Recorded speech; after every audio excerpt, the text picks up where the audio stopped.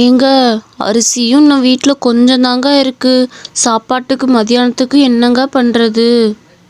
நீங்களும் மந்திரம் ஏதாவது படிச்சிருந்தா தானே நம்ம ஏதாவது வேலைக்கு போக முடியும். உங்களுக்கும் மந்திரம் தெரியாது. நீ கவலைப்படாதம்மா, நான் வெளியூருக்கு போய் மந்திரம் படிக்க போகிறேன். நீ கவலைப்படாமல் இரு, நான் நாளைக்கு திரும்பி வந்துடுவேன் சரியா? மதியானம் சாப்பாட்டுக்கு மட்டும் ஏதாவது கட்டி கொடு. அப்படிங்களாங்க? நான் தான் உடனே போய் உங்களுக்கு ஏதாவது சாப்பாடு ரெடி பண்ணுறேன். ஐயோ, இவர்கிட்ட வேற போய் சொல்லிட்டோமே, என்ன பண்ணுறதுன்னு தெரியலையே. ஏங்க, இந்தாங்க, இதில் புளிசோறு கட்டி வச்சுருக்கேன். நீங்கள் போகிறப்ப சாப்பிடுங்க சரியா? பத்திரமா போயிட்டு வாங்க. சரிம்மா, நான் வர வரைக்கும் நீ வீட்டில் பத்திரமா இரு என்ன? ஐயோ, என்ன பண்ணுறதுனே தெரியலையே. பேசாமல் இந்த மரத்துக்கு அடியில் உக்காந்து சாப்பிடுவோம். சாப்பிட்டு அதுக்கப்புறம் யோசிப்போம். அந்த பூசாரியும் உட்காந்து சாப்பிட ஆரம்பிச்சான். பேசாமல் அவகிட்ட போய் சொல்லிடுவோம். எல்லா மந்திரமும் தெரியும்னு சொல்லிடுவோம். அதுதான் நல்லது. நம்ம எதுவும் படிக்கலைன்னு சொன்னால் அவள் தேவையில்லாமல் கோவப்படுவா. அப்படியே சொல்லிடுவோம் அப்படின்னு அந்த பூசாரி நைட்டு முழுக்க அங்கேயே தூங்கினான். காலையிலையும் ஆச்சு. என்ன பண்ணுறதுனே தெரியாமல் முழிச்சிட்டே அவன் வீட்டுக்கு போயிட்டு இருந்தான். கடவுளே, நீ தான் என்னை காப்பாற்றணும்.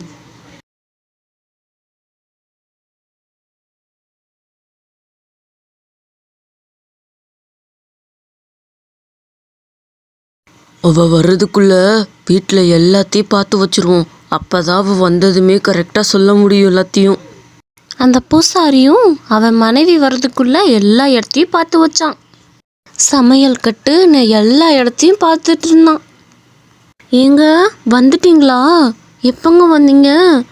நான் கொஞ்சம் வெளியே போயிருந்தேங்க, காய் வாங்கணும்ல, அதான் போயிருந்தேன். நான் மந்திரத்தை பூரா எல்லாம் படிச்சுட்டேம்மா, இனி நம்ம கவலைப்படவே தேவையில்ல. என்னங்க சொல்கிறீங்க? அப்படியா?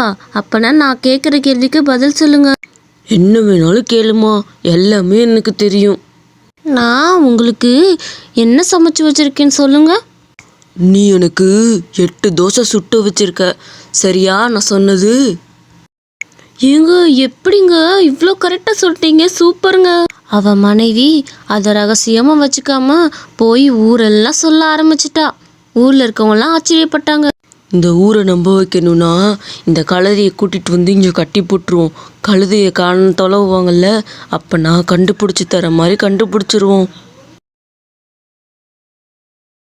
நம்ம பொண்டாட்டி சும்மா இருக்காம எல்லாத்திட்டையும் போய் சொல்லிட்டா.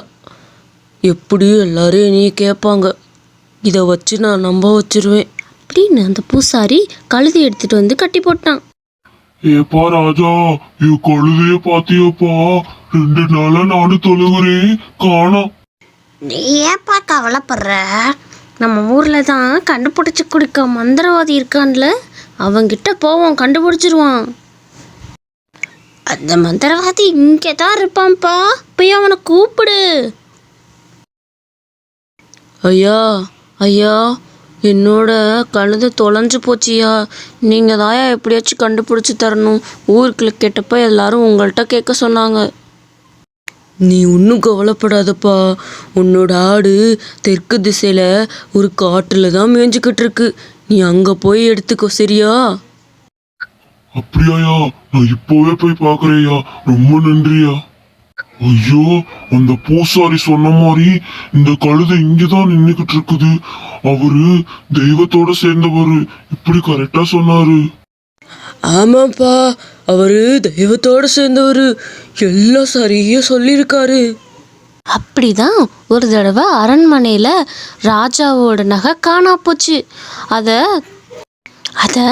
யார் எடுத்தான்னு கண்டுபிடிக்க அந்த பூசாரியை வர சொன்னாங்க. படை வீரனே, யார் அந்த நகையை எடுத்தான்னு எனக்கு உடனே தெரிஞ்சாகணும். ராஜா, நீங்கள் கவலைப்படாதீங்க. நம்ம ஊரில் ஒரு மந்திரவாதி இருக்கான். அவனை வச்சு நம்ம அந்த நகையை கண்டுபிடிச்சிடலாம் சரியா? நீங்கள் கவலைப்படாதீங்க. அப்படின்னா முதல்ல அந்த ஆளை கூட்டிட்டு வாங்க. இவன் தான் ராஜா, நான் சொன்ன அந்த மந்திரவாதி. என்னோட நகையை நீ கண்டுபிடிச்சி தரணும். அப்படி இல்லைனா நீ ஊரை ஏமாத்துறேன்னு உன் கண்ணை நோண்டிடுவேன். ஏமாத்துறவனுக்கு கண்ணை ரெண்டையும் பிடுங்குனாதான் சரியான தண்டனையாக இருக்கும்.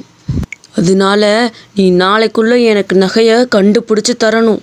சரிங்கய்யா, நான் எப்படியாச்சும் நகையை கண்டுபிடிச்சி தந்துடுறேன்யா. சரி, இப்போ நீ கிளம்பு. அவனும் என்ன பண்ணுறதுன்னு தெரியாமல் பயத்திலே போயிட்டு இருந்தான். என்ன பண்ணுறதுன்னு தெரியாமல் ஒரு கிணத்தடியில் உட்காந்து புலம்பிக்கிட்டு இருந்தான். எப்படியும் நம்ம கண்ணை நோண்டிடுவாங்கன்ட்டு கண்ணேன்னு உட்காந்து அழுதுட்டு இருந்தான். அப்போ தான் அரண்மனையில் வேலை பார்க்குற பணிப்பெண் அவள் தனியாக உட்காந்து புலம்புறத பார்த்தா. அவள் பேர் கண்ணம்மா. கண்ணே போறியே அப்படின்றத அவள் பேரை தான் சொல்கிறான்னு நினச்சிக்கிட்டா. உண்மையாலே அவள் தான் அந்த நகையை எடுத்தா. ஐயா, நான் தாயா அந்த நகையை எடுத்தேன். நீங்கள் எப்படியோ கண்டுபிடிச்சிட்டீங்கன்னு எனக்கு தெரியும். தயவு செஞ்சு என்னை சொல்லிடாதீங்கய்யா. நான் தந்துடுறேயா. அப்படியாம்மா, நீ தான் அந்த நகையை எடுத்தியா? நீ எப்படி சரியாக கண்டுபிடிச்சேன் பார்த்தியா? நீயே அந்த நகையை கொடுத்துரு, இல்லைன்னா நான் அரண்மனையில் போய் சொல்லிடுவேன். இந்தாங்கய்யா அந்த நகை, இதை நீங்களே வச்சுக்கோங்க. தயவு செஞ்சு என்னை மாட்டிடாதீங்க ஐயா. உன்னெல்லாம் மாட்டி விட மாட்டேன். பேசாம வீட்டுக்கு போ. இனிமேல் இந்த தப்பை பண்ணாத, சரியா?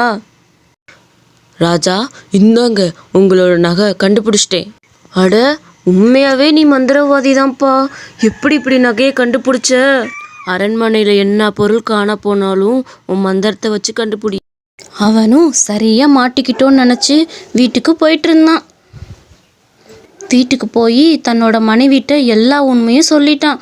நான் மந்திரம் படிக்கலை, போய் தான் சொன்னேன்னு சொல்லிட்டான். இந்த மாதிரி ராஜா கிட்ட மாட்டிக்கிட்டேன், என்ன பண்ணுறதுன்னு தெரியலன்னு சொல்லிட்டு இருந்தான். அப்போ தான் ஒரு தந்திரம் பண்ணாமே. சித்ரா, நீ வீடு தீப்பிடிச்சி எரிஞ்சிருச்சுன்னு அரண்மனையில் வந்து சொல்லு.